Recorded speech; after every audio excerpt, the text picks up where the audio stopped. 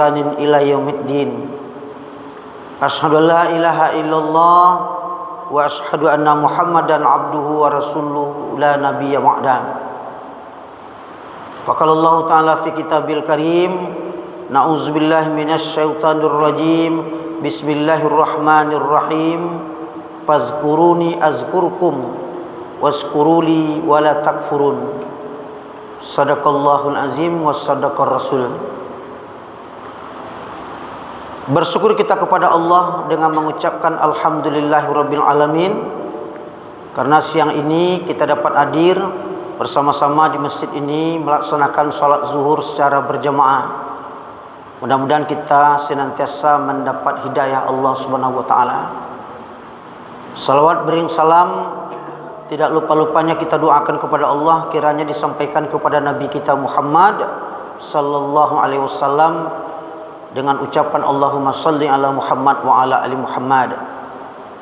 Ibu bapak jemaah salat zuhur yang dirahmati Allah, judul tausiah kita ada 3 amalan ringan, praktis, mudah, tapi ternyata berat timbangan amalnya nanti di akhirat.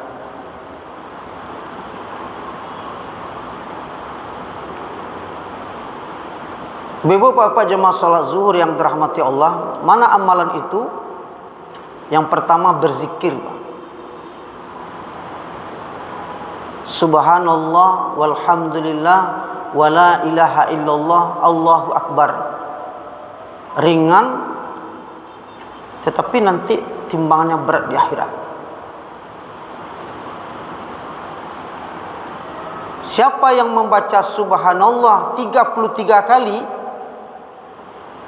alhamdulillah 33 kali, Allahu akbar 33 kali, ditutup dengan la ilaha illallah 1 kali setelah selesai salat, walaupun dosanya sebanyak buih di laut, akan diampunkan oleh Allah Subhanahu wa taala. Berat atau ringan kira-kira ibu bapak membaca subhanallah walhamdulillah wala ilaha illallah Allahu akbar. Fazkuruni azkurkum, kata Allah. Ingatlah kepadaku, aku pasti ingat kepadamu. Bagaimana mengingat Allah? Berzikir kepada Allah dengan menyebut kebesarannya, menyebut keagungannya, menyebut kesuciannya.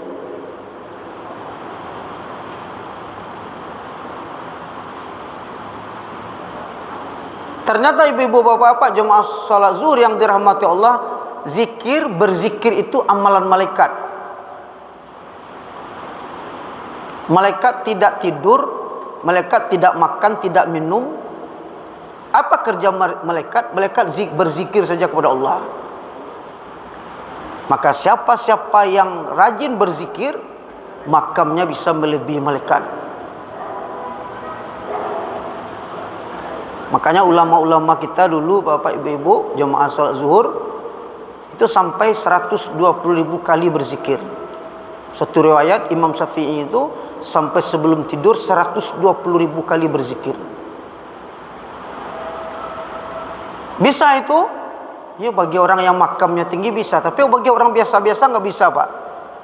3 kali saja, 33 kali saja sudah bercampur dengan kantuk kita. Subhanallah, alhamdulillah, bercampur dengan kantuk kita.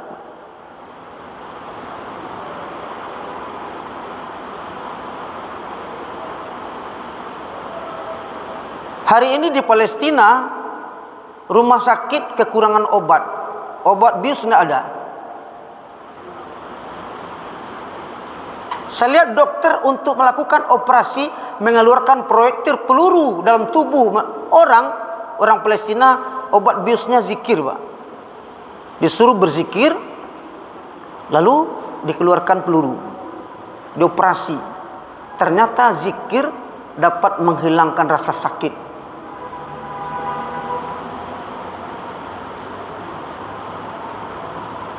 Ketika Nabi Yunus dalam perut ikan, berapa lamanya Nabi Yunus? Dalam riwayat ada mengatakan 1 minggu, ada mengatakan 40 hari 40 malam. Nabi Yunus tidak makan, Pak. Nabi Yunus itu tidak minum. Apa makannya? Makannya zikrullah, berzikir kepada Allah. La ilaha illa anta subhanaka inni kuntu minaz zalimin. Dengan itu dia makan, dengan itu dia minum. Selama 40 hari 40 malam dia tetap dalam keadaan hidup.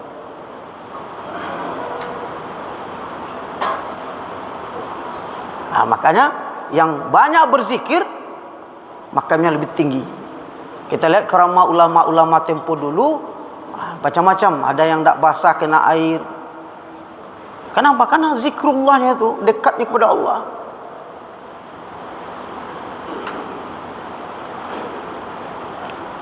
Fazkuruni, kata Allah, ingat kepadaku, aku pasti ingat kepadamu. Allazina yazkurunallaha qiyaman wa qu'udan wa ala junubihim. Ingat kepadaku waktu kamu duduk, qiyaman berdiri, dan waktu kamu berbaring, aku pasti ingat kepadamu. Adik, amalan ringan, praktis, mudah dikerjakan, ternyata berat timbangan amalnya nanti di akhirat. Berzikir kepada Allah Subhanahu wa taala. Ada orang yang sentimen kepada orang Muhammadiyah. Orang Muhammadiyah ini enggak berzikir ini. Tak terlihat mereka berzikir, tak terlihat mereka berdoa. Nah, kita di Muhammadiyah itu zikirnya enggak sama dengan zikir orang yang di luar kita. Kalau di tempat yang lain manja, selalu berjamaah, zikir berjamaah, doa berjamaah. Sehingga yang berzikir, ustaz sendiri yang berzikir, jemaah yang lain enggak berzikir, kepala saja yang dilenggang-lenggokkan. Berdoa begitu pula. Kita berzikir sendiri-sendiri. Satu. Lalu yang kedua, amalan ringan, praktis, tetapi berat timbangan amalnya nanti di akhirat, membaca basmalah, bismillahirrahmanirrahim. Saya tanya sama ibu bapak, gampang tak baca bismillah? Gampang bacanya, mudah. Ternyata bismillah itu berat timbangan amalnya nanti di akhirat. Hadis, kullu amrin zibalin la yubda'u bismillahirrahmanirrahim. Segala sesuatu pekerjaan baik, apabila kita tidak memulai dengan bismillah, terputus keberkahannya. Lampek piring makan tapi tidak terasa kenyang, ini berkahnya tidak ada, Pak. Setengah ember minum tapi tidak lepas haus, apa yang tidak ada berkahnya? Dapat berkahnya, awali dengan bismillahirrahmanirrahim. Allahumma barik lana fima razaqtana wa qina azabannar. Ya Allah, beri berkah terhadap rezeki yang kumakan ini. Sasuuk dua suuk terasa kenyang, sataguak dua daguak lah terasa lepas haus. Apa berkahnya, Pak? Konon dalam satu riwayat, Bapak, setiap kita ini selalu ada jin yang mengikuti kita, Pak. Namanya jin korin, Pak. Dia makan bersama kita, dia minum bersama kita, dia tidur bersama kita, bahkan dia ikut melakukan hubungan suami istri dengan kita. Ikut dia. Kapan dia berpisah dengan kita? Apabila kita mulai kegiatan kita itu dengan bismillah, Pak. Wah, kemakan nampak di iblis, jin tadi, makanan lezat. Apa kata jin iblis tadi, jin korin tadi? Wah, saya mau dapat makan ini dari orang ini. Tapi begitu kita mau makan, kita baca bismillahirrahmanirrahim. Terpelanting iblis ko, jin korin ko, tak bisa dia makan. Bukankah ada orang berkata makannya sudah 4 piring, ini makannya makan setan ini. Karena jin itu satu makan. Minumnya minum iblis ini. Setengah ember minum tak lepas juga haus. Dia ikut makan. Lalu mau tidur kita, mau ikut tidur kita, nampak oleh jin tadi, tidur kita, selimut kita tebal, spring bed empuk. Apa kata jin tadi? Saya dapat pula tidur sama orang ini. Tapi begitu mau tidur, dimulai lagi dengan bismillahirrahmanirrahim. Bismika Allahumma ahya wa bismika amut. Tak bisa dia ikut tidur sama kita. Bahkan akan melakukan hubungan suami istri pun dia mau ikut, tapi kita mulai lagi dengan doa dan bismillah, Pak. Bismillahirrahmanirrahim. Tidak dapat dia ikut. Yang tidak baca bismillah, ikut dia. Lahir anak, perangainya seperti iblis, Pak. Menjadi pameo di orang kampung. Wa amadawan nama. Mungkin ayang dulu tidak memulai dengan bismillah. Baradik bakakak perangainya jo iblis. Ini Pak, tidak memulai dengan baik. Di bismillahirrahmanirrahim.